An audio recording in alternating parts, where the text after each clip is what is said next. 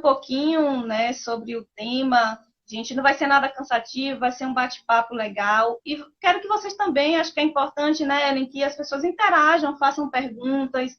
Então, assim, quando a gente terminar de explanar, falar algumas coisas, a gente pode, no fim, ver algumas perguntas e, se der tempo, a gente poder estar respondendo. Pensa em ficar mais ou menos em torno de uns 40 minutos, né, para poder não se estender tanto, afinal de contas, hoje é sexta-feira, né, e todo mundo quer se divertir, e é importante para a autoestima, né. Então, assim, o tema de hoje, né, que a gente já vem propagando, é descubra, né, como a autoestima influencia a sua vida. E eu gostaria de falar, assim, bem brevemente, por que que eu escolhi, né, estar falando esse tema nas redes sociais, porque esse tema é tão importante para mim. Eu acho que a gente só fala do lugar onde a gente está. Então, o lugar que eu estou é realmente esse, de desenvolvimento da autoestima. Eu acho que a maioria, né, da gente, principalmente o universo feminino. Mas, assim, aconteceu algo particular na minha vida, e quem são meus amigos, inclusive Ellen, meus parentes, sabem pelo que eu passei. Então, assim, eu fiz há uns 3 anos atrás um procedimento estético, a qual, né, houve complicações, e nisso se resultou que eu fiquei realmente 3 meses internada. Eu fiz cerca de 12 cirurgias, então eu fiquei na UTI, entre a vida e a morte. E, assim, o que a gente percebe depois que a gente passa, né, por uma situação dessa, é que a gente percebe, assim, não precisava, né, não precisava passar por isso. E aí a gente percebe, e eu percebi particularmente, que tinha muito a ver com a questão da autoestima, né? Então, assim, não sou contra ninguém fazer nenhum procedimento estético, gente. Eu quero que vocês entendam isso que eu estou falando. Se vocês não estão se sentindo bem, eu acho que é uma questão de opção. O que eu estou falando é uma experiência minha particular. Então, assim, depois desse ocorrido, eu fui percebendo que a autoestima a gente se constrói de dentro para fora. Não é de fora para dentro só, né? É bacana a gente se sentir bem, a gente se olhar no espelho, a gente se sentir aceito. Mas é muito mais uma questão interna, né? Uma questão de como você se percebe, como você olha para você com carinho e com amor. Então, assim, foi um momento difícil para mim, mas ao mesmo tempo me trouxe aqui, nesse sentido de eu preciso ajudar mais pessoas a olharem para dentro, a construírem autoestima, não só fora, mas dentro, porque a gente percebe aí nos atendimentos em consultório, eu acho que vocês também, meninas que atendem, meninos, Vicente, está aqui também, que muitas pessoas, né, elas botam como se a autoestima fosse só a aparência física, o que é visto. Não, é muito mais que isso, né? Vai muito mais além. Então, é esse bate-papo que a gente quer ter aqui agora com vocês, né? E espero que vocês gostem e compartilhem. Então, assim, nossa convidada aqui, lindíssima amiga, maravilhosa psicóloga, Ellen, né? Ellen Araújo, que também tem a orientação em psicanálise. Eu gostaria, Ellen, que, se você possível, falar um pouquinho sobre você, sobre, né, a sua jornada de trabalho, assim, as suas experiências, seria importante. Sou psicóloga, né? E eu escolhi como é baseada a psicanálise. Isso quer dizer que eu compreendo o movimento psíquico como uma série de conscientes que às vezes a gente tem pouco ou nenhum controle. Quando eu falo que eu tenho uma lista, é desse. E então, formação de saúde mental sempre foi algo que. E eu atuo na área de psicologia clínica, né? Cada situação que está na clínica envolve questões. A gente fala, por exemplo, até da autoestima, por exemplo. É um dos principais critérios, né, de da saúde mental é a autoestima. Uma coisa que vai se perceber de forma criativa com transtornos, né, de depressividade. Toda a minha, né, desde a graduação pautar na É, saúde. Ellen, Valéria falou que está cortando um pouquinho a sua fala, não está chegando com eco também. Eita, não sei. Será que se você desativar o microfone ajuda?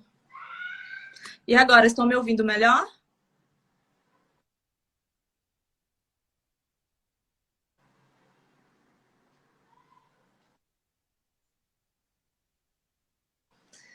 Não sei se eu repito ou se eu continuo. Continua falando e aí se a gente perceber que continua o eco ou cortando, a gente dá um sinal. Tá.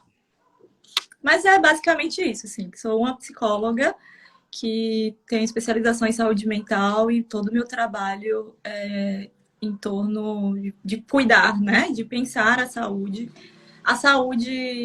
nas relações, a saúde na relação consigo mesmo, com os outros. Trabalho também, né, com saúde mental infantil, além de atender adultos, que a gente pensa. Eu vou falar, por exemplo, sobre a autoestima e um pouco de como que essa autoestima é construída, né? E muitas vezes começa lá nas nossas primeiras relações. Então, trabalhar com saúde mental infantil é pensar, já intervir, né, no primórdio aí da construção da personalidade desse sujeito. E é uma coisa que me chama muita atenção, que eu gosto muito também. Então, Ellen, assim, por curiosidade, até para a gente saber um pouquinho assim, né? Como é que a psicanálise ela compreende esse tema da autoestima, né? Então, para a psicanálise, a autoestima é a imagem que a gente faz de si, né? A imagem que a gente tem de si.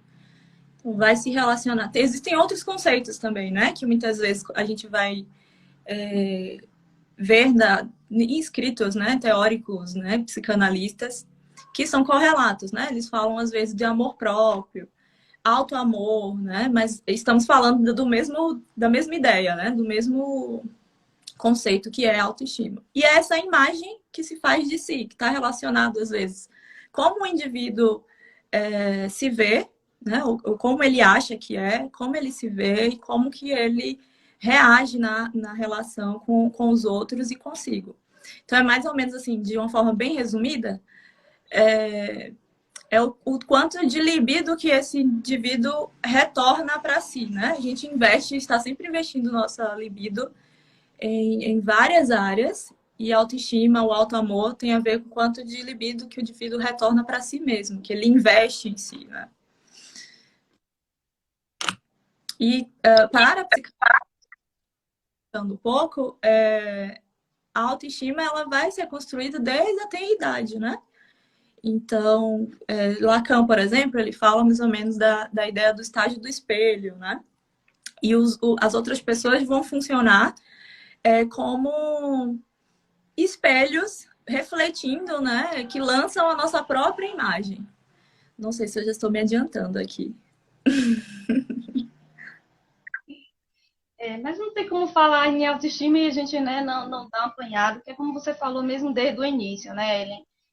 A autoestima está na base, né, de vários transtornos, de vários sofrimentos psíquicos e emocionais que a gente vê, né? E o bacana quando se lida com criança, porque algumas pessoas devem pensar, mas na criança, qual o problema da criança, né? Assim, ou a gente bota como ou tem um transtorno ou está em um sofrimento, mas assim, a questão da autoestima, essa construção positiva, realmente, a gente percebe que ela é fundamental, fundante, né, na nossa vida, em todos os âmbitos, né, das nossas relações profissionais.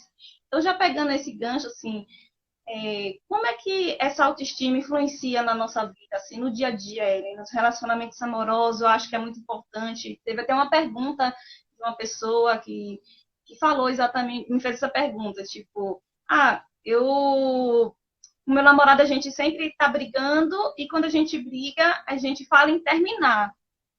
Tem a ver com autoestima? Então, assim, as relações, né, profissionais também, as relações no âmbito familiar. Então, assim, como é que essa autoestima, né, nesses âmbitos, de forma geral, ela pode influenciar de forma positiva ou negativa na nossa vida? Eu vou voltar um pouquinho, né, para explicar como é que essa autoestima é construída. Se a gente pensar que o nosso eu, ele é construído na relação com o outro, né? Então, eu acredito muito de que não existe eu sem o outro. Quando a gente tem um bebê, né? Bárbara que tem uma bebezinha, eu tenho minha sobrinha, por exemplo, né? E aí a gente vai percebendo que a gente vai nomeando partes do corpo para essa criança e ela vai se inscrevendo como sujeito, né? Então eu vou nomeando, olha o pezinho, as mães vão nomeando, né? A barriguinha, olha o bracinho da bebê. E aí ela vai se percebendo como sujeito nesse processo que a gente vai nomeando. À medida que a criança vai crescendo, a gente também vai colocando para ela alguns rótulos também, algumas características, né? A gente vai dizendo, olha, você é muito devagar, né? Você é estudioso, né? Você é preguiçoso, você é muito inteligente, você é muito criativa. Então, a gente vai dando, né, uma série de características que a gente vai colocando, né? E vai lançando como esses espelhos, né? E a gente o nosso eu vai se construindo como se fosse um retalho mesmo, né? A gente vai pegando o olhar de cada pessoa que vai lançando para a gente a próprio conceito, né? De se achar bonito ou se achar feio. Para algumas pessoas, em determinados contextos, ser magro pode ser uma coisa muito, muito bonita, mas para outros, a depender da relação que a família que ele vai ter com o corpo magro, pode ser uma coisa que não goste, né? Que traga muito sofrimento. A própria relação com o corpo também, né? Vai sendo construída desde da nossa infância. Então, assim, a gente vai, na relação com o outro, construindo o nosso eu, a nossa autoimagem, né?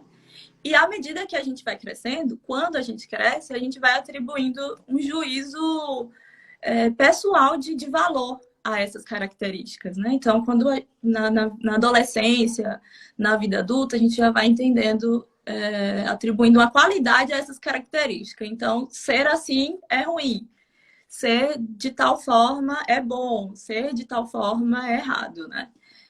A gente vai dando esses valores, essa qualidade, e isso vai interferir na forma como a gente se vê.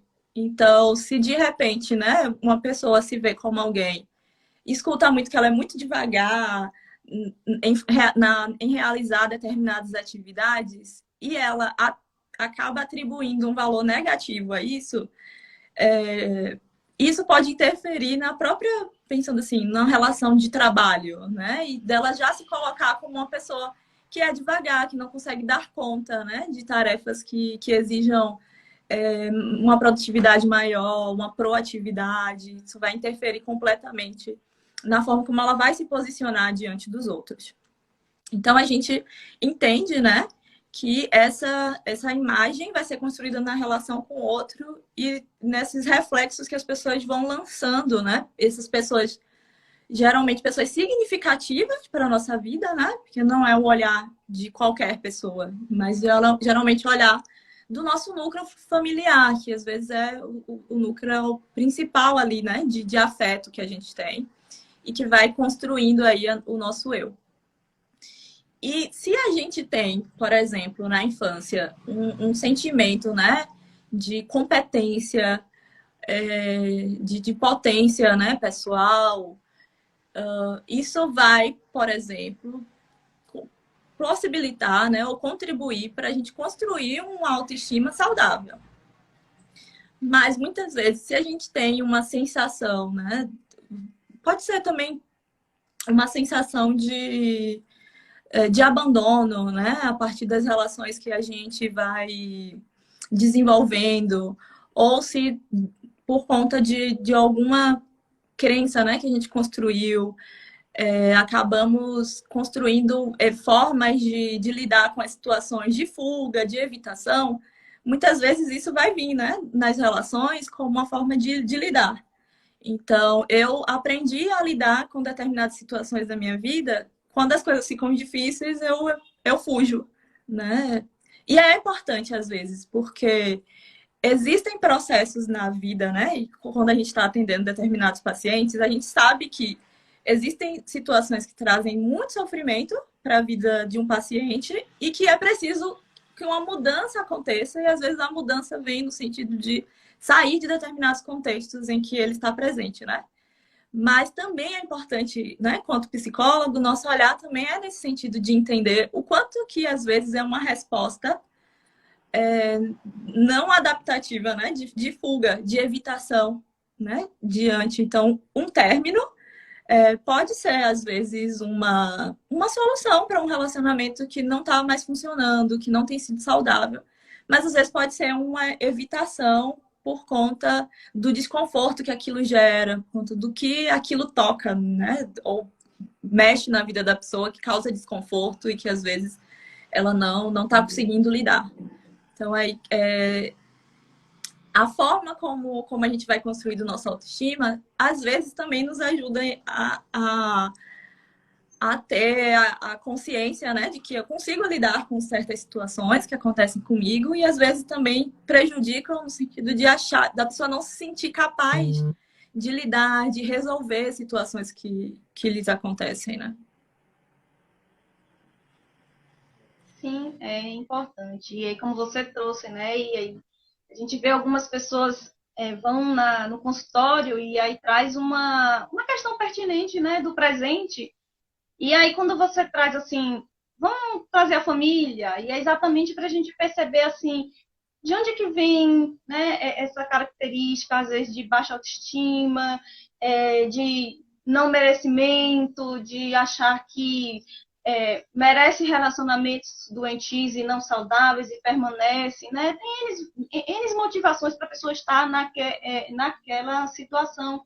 Mas quando a gente percebe que é mais uma questão realmente de uma baixa autoestima aí, e aí a gente pede para essa pessoa olhar para trás e ver como construída, mas ver não no sentido de punir, não no sentido de culpar os pais ou as pessoas que a criaram, mas no sentido de, olha, foi construída assim, eles fizeram o melhor que puderam, mas eu tenho uma boa notícia, você pode fazer diferente, você pode, né? Porque tudo que é construído, o legal é que você pode desconstruir e reconstruir. Então, assim, e aí é um trabalho bacana, porque aí a gente identifica, né, aonde que essa pessoa internalizou, né, esse sentimento ou essa percepção de si negativa que está afetando os seus relacionamentos. E aí a gente ajuda ela a ir desconstruindo, por isso que é um processo, gente, de terapia. Não é breve, porque exatamente se eu tenho 40 anos, eu sempre digo, você tem quantos anos? Então vamos lá, eu tenho 40 anos. Gente, eu tenho 40 anos que eu aprendi a ser assim. Então não vai ser em um dia, ou às vezes em um ano, que eu vou conseguir mudar, mas a gente pode mudar, sim. Então, assim, isso é importante, como você trouxe, né? A questão das autossabotagem, eu acho que é algo, principalmente nas relações amorosas, assim, eu percebo bastante, assim, a autossabotagem, que a gente tem internalizado que, ou por ter visto vivências dos pais, relacionamentos próximos tóxicos de casais, né? Foi o seu repertório. Então, você acredita, né, que se relacionar é isso. Então, quando você acha alguém bacana, e eu canso de ver pessoas dizer, pessoa é boazinha demais, ela está querendo dizer assim, ela está se auto-sabotando, ou seja, eu não mereço essa pessoa. Né? Não é isso que eu entendo como relacionamento. Então, assim, e isso se estende, né, como você trouxe muito bem, Ellen, também para a vida profissional, né? Tipo, ganhar pouco, não ser valorizado, trabalhar mais do que recebe, fazer hora extras e não cobrar. Né? Inclusive, teve a pergunta de uma pessoa aqui exatamente assim: como é que eu identifico que eu tenho baixa autoestima? Então, é exatamente esses pontos que Ellen está trazendo, né? É a gente se observar mesmo no nosso contexto. E aí, o nosso contexto é familiar, né? Nas relações amorosas, profissional, de que gente, eu mereço, todo mundo merece viver bons relacionamentos, todo mundo merece, né, ter um trabalho digno onde o que você dá, você recebe. Então você percebe assim, Tá, você tem sempre relacionamentos conflituosos, doentios, e aí vem sempre aquele, eu tenho o dedo tal do dedo podre, né? Então, assim, percebe que existem padrões, né? E aí a gente, na terapia, exatamente a gente percebe o quê? Esses padrões. Se você vem de vários relacionamentos, tem alguma coisa errada, né? Tem alguma coisa errada no sentido de que vamos rever como é que estão sendo essas relações e não ficar só apontando para o outro. Não, gente, que o outro não tem a sua parcela, né, no relacionamento e tem, mas assim, o quanto você permite, o quanto você é permissiva, né? O quanto você se deixa viver algumas situações porque tem que agradar o outro e aí nas relações amorosas tem muito isso, eu ouço muito isso. E a gente acaba fazendo também, gente, a gente é ser humano, mas nesse sentido de e se eu fizer isso e fulano não gostar? E se eu fizer isso e fulano, né, me largar? E se eu não for boazinha e aí no trabalho a gente também acaba fazendo a mesma coisa? E se eu disser não e for demitida? Então, são sinais, né, quando a gente tem esses pensamentos, esses comportamentos, são sinais, sim, de baixa autoestima. Então, é importante que a gente fique atento. Né? E Eu, ve- assim, fala. Pode eu falar. vejo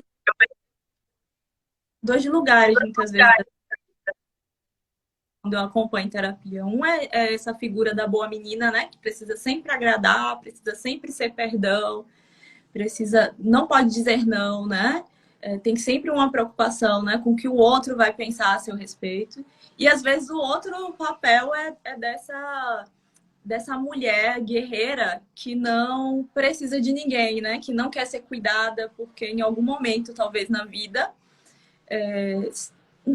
teve, né, relações mais instáveis que precisou se virar muito sozinha e às vezes percebe como sinal de fragilidade depender de outra pessoa, né? E às vezes não se deixa ser cuidada numa relação, por exemplo, né? Encontra um parceiro que quer cuidar, mas não se permite porque isso lhe traz uma ferida. Às vezes pelo medo também do abandono, né? De, estar numa relação é estar vulnerável, né? Diante do outro, até porque assim a gente não tem garantias, né, de que um relacionamento vai dar certo, né, no conceito de dar certo no sentido de viver juntos para sempre, né? É uma aposta que a gente faz, né, quando a gente escolhe se relacionar com alguém. E às vezes muitas pessoas têm essa questão já do abandono, né, nas experiências de que vivenciou. E aí, às vezes, vem o medo, né? De estar vulnerável na relação com o outro, com medo de sofrer o abandono, né? Com medo de sofrer pela perda desse outro. Então, são muitas questões, né? Que, assim, às vezes é na escuta clínica que a gente vai entendendo de onde vem o sofrimento dessa pessoa, né? O que aconteceu na história de vida, nas vivências que ela teve, que levou, muitas vezes, a responder dessa forma, né? E aí, como você traz muito bem, né? Que eu sempre ouço, acho isso é bacana, né? Se relacionar é a mesma coisa de você pular de um avião com paraquedas. Quando você pula, aí você que vai apertar para ver se o paraquedas vai abrir. Ou seja, é no processo que você vai descobrir se confia, se não confia, se é, se não é. Não tem como você saber antes. Né? Claro, existem os indícios, existem os comportamentos que a gente observa, mas assim, é conhecendo mesmo, né, que a gente vai estar percebendo. E assim, uma outra pergunta que eu acho que seja pertinente, talvez, para a gente, né, tá trazendo aqui. E aí, quem quiser também, gente, pode continuar fazendo perguntas, assim, se a gente souber e a gente puder, a gente responde, né, Ellen? Assim, como é que a gente pode estar fazendo, Ellen, para a gente, então, construir uma autoestima positivamente mais saudável? Essa pergunta é muito boa, né? Porque hoje em dia a autoestima tem sido bem comercializada, né? E na maioria das vezes se vende a ideia da autoestima, como você trouxe, Bárbara, no início, mais voltada para a relação com o corpo, né? Com o externo mesmo. Fazer coisas que vão ajudar na autoestima, mas cuidando do corpo. Eu penso, né, que a autoestima tem muito a ver com se perceber, né? Do indivíduo conseguir se olhar e se perceber enquanto assim, quais necessidades eu tenho, né? Que necessidades minhas estão sendo atendidas, quais necessidades não estão sendo atendidas, né? Se perceber numa questão que você trouxe, né? De um olhar generoso, muitas vezes, para consigo. Porque às vezes a gente tem, né, muito assim, da ideia da autoajuda, que é se aceite, né?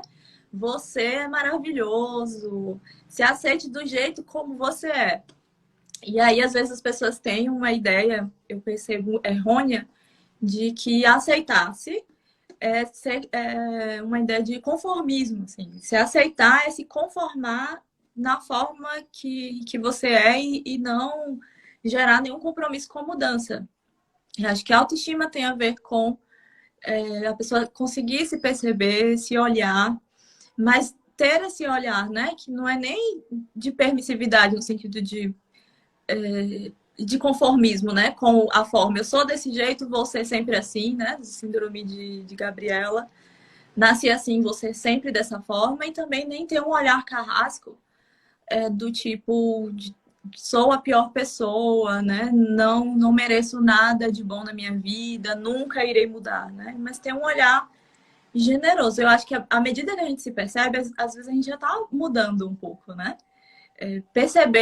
Se perceber que eu ainda tenho determinadas padrões, né, de comportamento, isso já promove uma certa mudança, né? A partir daquele olhar que eu me percebo, às vezes uma mudança muito pequena, mínima, mas promove alguma mudança. Então, acho que a construção da autoestima, quando a gente fala, né, que o outro precisa ter mais autoestima, eu entendo muito desse lugar de conseguir se perceber, do autoconhecimento mesmo, de se olhar mais, se enxergar, entender quais são as nossas necessidades, né? Entender quais escapes a gente precisa, né? Para ter uma vida mais saudável. Acho que é um pouco nesse sentido. E Lígia, né, como a gente falou anteriormente, psicóloga, também está aqui nos assistindo. E aí ela trouxe, né, uma das para construir, né, ajudar a construir a autoestima, também fazer psicoterapia, isso é muito importante, né? Tem outras terapias também que ajudam a essa percepção. E ela trouxe também, né, um ponto muito importante, que é o sair da zona de conforto, né, que é o que você realmente traz, da síndrome de Gabriela, né? Eu nasci assim, vou ver assim, vou morrer assim. Não, gente, a gente pode mudar. E esse mudar não é mudar no sentido mudar para agradar o outro, não.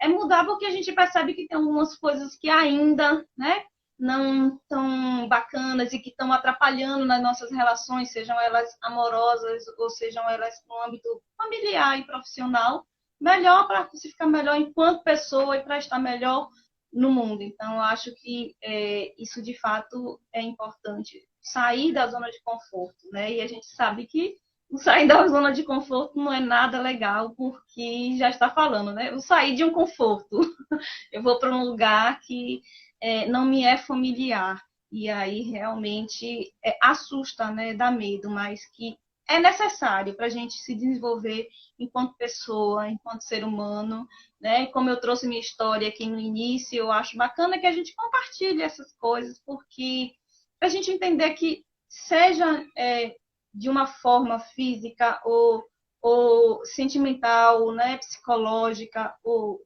espiritual, seja qual ele for, é importante a gente compartilhar porque a gente não está só. É importante a gente entender que outras pessoas passam também por isso e que é humano e que às vezes a gente se olha no espelho e se acha horrível e hoje a gente olha para a nossa vida e acha que está tudo errado. Então, a gente tem esse sentimento, mesmo que é um sentimento que eu sempre digo, humano, né? E para a gente não cair, como você trouxe muito bem, Ellen, nessa positividade tóxica que a gente vê muito quando se diz de autoajuda, que é encobre o que você está sentindo, tipo, esconde o que você está sentindo e bota uma cara de felicidade, como se isso fosse resolver algo internamente. Não, é só um fingimento. Então, assim, como a Ellen colocou muito bem, traz a ferida para fora. Eu sempre digo assim às pessoas que eu atendo, olha, gente, psicoterapia é assim. você tem uma ferida que tem uma casca, só que ela não cura. Então a gente vai lá e arranca a casca. E isso dói, porque a ferida vai ficar ali viva. Mas aí a gente vai ajudar a cuidar, vamos botar remédio, né? Vamos fazer um curativo. E a gente vai tratar dessa ferida de uma forma bacana, uma forma, né, mais carinhosa. E ela vai virar uma cicatriz. Ela sempre vai estar ali, mas agora ela é uma cicatriz. Ela não vai mais correr o risco de arrancar a casquinha e sangrar. Então você vai lembrar dela, mas ela hoje é só uma cicatriz. E ninguém quer tirar a casquinha e olhar a ferida, né? Porque realmente não é fácil. Dá Mas assim, trabalho. dá trabalho, dói muitas vezes, mas é importante para essa construção, né, do nosso desenvolvimento humano mesmo, e sentimental e profissional. E quando a gente quer, né, estar bem no mundo e se desenvolver, a gente precisa passar por esses processos mesmo, da borboleta em transformação. Sai do casulo, que passa por várias transformações até virar borboleta mesmo.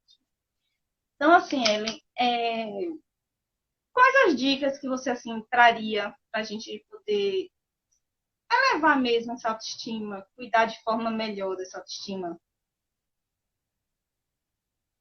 Acho que além do que a gente já falou, no sentido de ter um olhar generoso consigo, né? De se perceber de uma forma mais generosa, que não ser uma forma carrasca, né? Também não ser dessa forma, dessa positividade, né? De não ter um compromisso com a ação.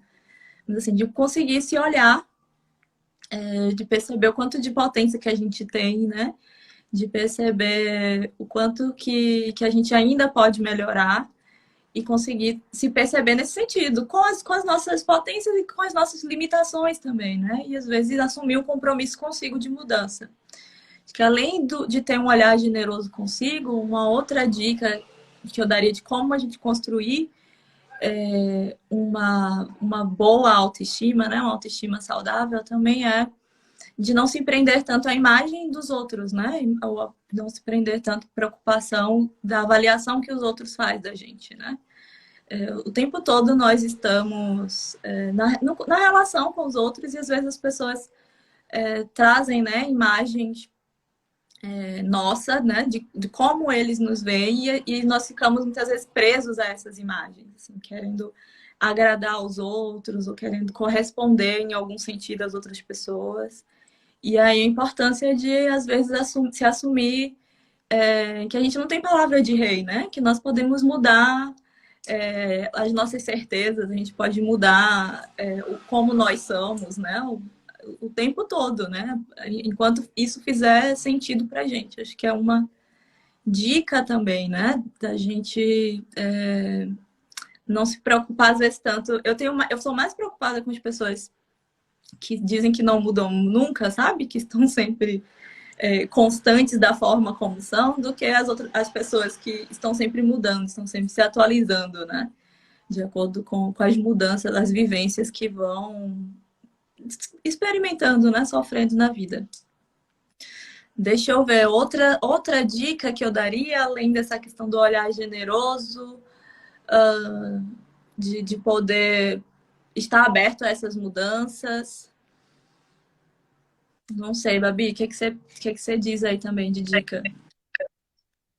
Uma sempre que eu tenho batido assim, e como a gente fala, a gente só fala do lugar que a gente está, né? E mesmo enquanto profissional, a gente vê as pessoas que a gente atende, mas tem muito, muito mais da gente, né, nesse sentido. A questão do dizer não, né? A importância, assim, para mim sempre foi uma dificuldade, né? De dar limite. O dizer não nada mais é do que dar limite, né? E delimitar seu espaço. Tipo, aqui você pode, aqui você não pode, hoje não, talvez amanhã. E a gente saber fazer isso de uma forma saudável, né? Porque muitas vezes a gente vai para um outro lado, só o dizer não. Mas não é um não sem sentido, não é um não simplesmente por negar, né? É um não quando ele é necessário ser dito. Né? Ou seja, quando realmente lá dentro de você quer dizer não, você acaba dizendo sim. Né? E aí eu acho que isso que eu falo, eu acho muito importante. toda vez que você diz não, né, um sim para uma pessoa que você queria dizer um não, você está dizendo um não para você. Então, assim, entra aí na questão do desrespeito mesmo, né, com você mesmo. Prepara com o outro, porque você não se respeita, o outro provavelmente não vai te respeitar, porque você é alguém que não tem espaço, é alguém que não tem limite, é alguém que está disponível o tempo todo, é alguém que não tem um valor, né? Então, assim, eu acho que isso, trabalhar esse não, esse limite, eu acho que é muito importante. E como o Ita está falando também, né, muitíssimo importante, obrigada, Ita, é a questão do autoconhecimento, né, que, como a Ellen já tinha trazido também, é esse o se perceber, e nada melhor do que se perceber nas relações, né, porque a gente só se percebe nas relações. Então, assim, o que é que o outro faz que me toca? Se me toca tanto, por que me toca? Né? Por que é que dói tanto em mim? O que é que eu estou fazendo que não está condizendo com a minha natureza? Né? Quem eu realmente sou? Então, são perguntas que a gente vai ter 100 anos, se a gente chegar lá, espero, e que a gente vai estar se perguntando, porque o autoconhecimento, né, gente, a construção da autoestima, ela é um processo. Não é eu construir, está construída e está linda. Não, é um processo. Porque a gente modifica, as relações se modificam, e é igual uma cebola, né? A gente tira uma casca que tem outro, tem outro, tem outro. Então, assim, enquanto a gente está vivo, é um processo mesmo de desenvolvimento, de descoberta e de autoaceitação e de se melhorando mesmo enquanto pessoa, né? Assim, agora, pode falar aí. Enquanto você falava, né, da experiência com esse processo de autoestima, eu lembrei que, para mim, por exemplo, uma coisa que funciona muito e que eu aprendi, estou aprendendo, é observar mais minhas necessidades, né? Muitas vezes eu não tinha um cuidado com isso, com perceber as minhas necessidades, né? E às vezes até na relação com os outros, por exemplo, acabava reagindo, né? Caindo no lugar de reagir, às vezes, de forma muito raivosa, né? Por exemplo, no falar, na forma, por exemplo, de colocar o limite, de dizer não, por não estar atento às minhas necessidades, essa resposta já saía como uma resposta mais agressiva, né? E a partir do momento que eu comecei a perceber que necessidades que eu tinha, às vezes necessidades minhas que não estavam sendo atendidas, de poder me colocar de outra forma, né? De poder assegurar, às vezes, que é responsabilidade minha, por exemplo, cuidar das minhas necessidades, né? Não colocar diante dos outros a responsabilidade de cuidar daquilo que eu preciso, né? Às vezes a gente também vai precisar entender o que, que a gente precisa, o que, que a gente necessita nas relações, né? Com as outras pessoas, em qualquer ambiente. E saber, às vezes, pedir, né? Ou pedir para o outro, ou nos colocar nesse lugar de que a gente mesmo pode se nutrir, né? Que a gente pode se maternar e não ficar num lugar de dependência, né? De que os outros façam pela gente. Então, cuidar da autoestima também passa por entender nossas necessidades e não... E se responsabilizar, muitas vezes, por nos nutrir daquilo que a gente precisa. Muito bem, um ponto muito importante, né, que você trouxe e é muito pertinente porque, na verdade, a gente percebe que nós somos crianças, né, no corpo de adulto. Por que isso? Porque a gente traz, né, essa necessidade que você realmente falou. A gente tem a necessidade de ser cuidado pelo outro quando a gente é criança, né? Porque a gente ainda nós não somos maduros, né, de todos os âmbitos cognitivo, emocional. Então a gente precisa que esse cuide, que esse nos ame, que esse nos olhe, né, e nos constitua. Mas o processo que a gente cresce, eu sempre digo, o processo de adultecer é exatamente esse, começar a se responsabilizar por você, começar a entender que o outro não deve, né? O outro faz se possível, faz se quiser, mas a responsabilidade de cuidar da gente é puramente nossa. Então, a gente sempre tem essa criança lá gritando, né? E vem muito dessa questão da baixa autoestima mesmo, que alguém tem que fazer por mim. né? E se o outro disser que minha roupa tá feia, acabou o mundo, eu adorava aquela roupa e eu tiro. Quer dizer, o que você pensa sobre você, as suas necessidades, como você trouxe, Ellen, é como se elas não tivessem valor. O outro precisa validar, porque você ainda não é maduro o suficiente para validar as suas próprias escolhas, né? As suas próprias escolhas na vida, e elas podem não ser as melhores, mas são suas, e é suas responsabilidade. E o que a gente percebe que e adultos infantilizados, né, é que elas deixam que os outros escolham exatamente para não se responsabilizar, né? Porque a partir do momento que eu digo assim, Ellen, eu posso fazer isso? Se você disser sim e der qualquer coisa errada, era para você dizer, mas foi você que disse para eu, né? Então, tem assim, conscientemente um pouco esse lado, né? Então, quando eu escolho, eu também me responsabilizo. Olha, eu estou escolhendo fazer isso. Eu estou escolhendo trabalhar nessa área, eu estou escolhendo me relacionar com tal pessoa. Isso inclui que a responsabilidade das coisas boas e das coisas que não vão ser legais é minha. Então, Sim, é um ponto muito né? importante. Eu que vou arcar com o custo, eu que vou arcar com as consequências das escolhas que a gente faz, né? E legal você trouxe isso, porque na psicanálise, por exemplo, a gente escuta muito, né? Uma crítica no sentido de, mas tudo é culpa dos pais, né? Sempre a culpa de tudo que a gente está passando é dos pais, afinal, mas na terapia a gente traz justamente isso, né? Muitas vezes tem questões que vão se instalando na nossa vida que começaram lá nos primórdios das nossas relações.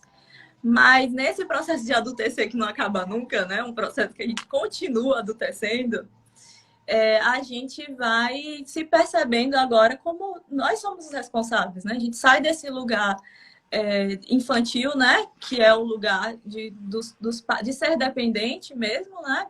Porque crianças precisam, de fato, de figuras que cuidem delas. Mas a gente sai desse lugar de dependência do outro e passa a se tornar responsável por gerir nossa própria vida, né? Nossas escolhas. E aí, nesse processo, né, desse adultecer, é a gente que se materna, é a gente que se nutre, é a gente que vai se colocar como. Agora você vai decidir o que você vai fazer com o que fizeram de você, com as coisas que aconteceram, né, na sua vida, né? Sai desse lugar de vitimismo e de se responsabilizar mais, né, consigo.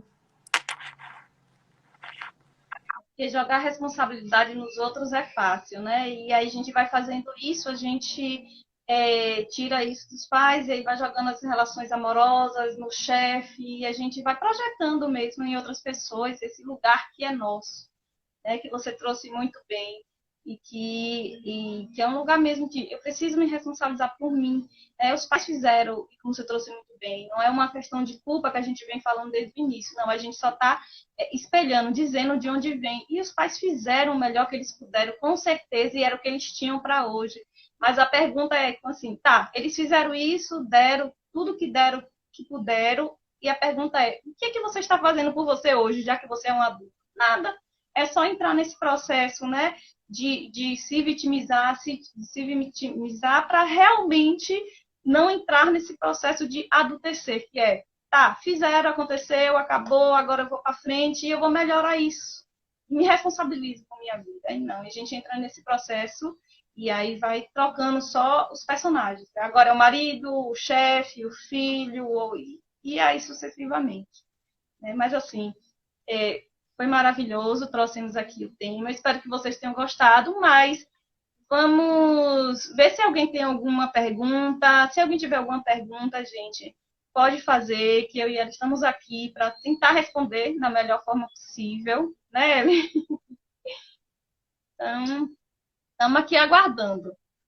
Eu vi aqui que algumas pessoas entraram, minha sogra, Carlane, Valéria, Chandra, Daniele também, eu acho que eu vi aqui, Ellen. Deixa eu ver quem mais. Tiveram algumas pessoas, Vanessa. Espero que vocês estejam gostando, que a gente esteja sendo claros, né? Que a gente possa passar de uma forma que fica entendido e que possa levar para a vida de vocês, ou que vocês possam ajudar ou levar. para outras pessoas. Lembrando que após acabar a live, gente, esse vídeo ficará no canal do YouTube, no Fala Psi, então vocês podem entrar, compartilhar, tá? Ative o sininho, curtam, ajude esse canal, ajude esse projeto a propagar e alcançar mais pessoas, porque o objetivo dele é que a gente possa, de fato, agregar um pouquinho de conhecimento a essas pessoas, tá bom? Eu acho que ninguém quer fazer nenhum comentário, Ellen. Você quer finalizar, falar alguma coisa que você acha importante? Uma coisa que eu lembrei é que, né, que você trouxe, por exemplo, e é impossível falar de na relação com a nossa interna. E algo que eu desenvolvi, que aprendi na minha vida, é não mais buscar satisfação. Às vezes parece que ter uma boa autoestima é estar 100% satisfeito em quem você é, né? Na forma como você está, na sua aparência, ou na forma como você vai se relacionar e lidar com as situações com os outros. E eu aprendi assim que satisfação às vezes é um buraco muito fundo, que a gente não vai conseguir encontrar plena satisfação em todas as áreas da nossa vida, mas que a gente pode encontrar contentamento, né? Contentamento na relação amorosa, contentamento nas relações de trabalho, contentamento na forma como eu lido comigo, né? Na forma como eu me vejo. Mas às vezes buscar satisfação, a gente vai ficar sempre buscando, né, esse desejo, satisfazer esses desejos, essas nossas faltas e não vamos alcançar. Então, às vezes caímos nesse perigo, nessa ilusão, né, de que teremos 100% de satisfação. Então, às vezes, quando Bárbara traz essa questão de que hoje ela está desenvolvendo essa autoestima, né, isso independe de estar 100% satisfeita com sua aparência, né? Isso independe de estar 100% satisfeita na forma como você se relaciona com as outras pessoas, né? Então, assim, é uma ilusão, né? A gente ficar buscando satisfação 100% em todas as áreas da nossa vida. A gente não vai encontrar, né? A gente vai ficar sempre nessa angústia porque vai faltar sempre algo. Mas que a gente precisa aprender a se olhar e encontrei contentamento na forma como eu estou. Às vezes não estou gostando disso, ainda tem alguma coisa que precisa melhorar, mas encontro contentamento, né? E isso é suficiente.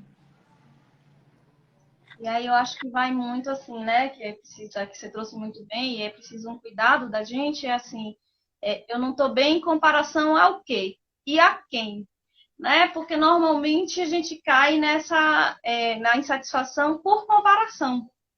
Então, por exemplo, o modismo, né? A questão dos status, de padrões de beleza, de ser, de estar. Então, assim, eu não estou bem em relação a fulano, eu não estou bem em relação a tal carreira, eu não estou ganhando tão qual fulano. Então, assim, é importante que a gente perceba, né, o que é nosso, realmente.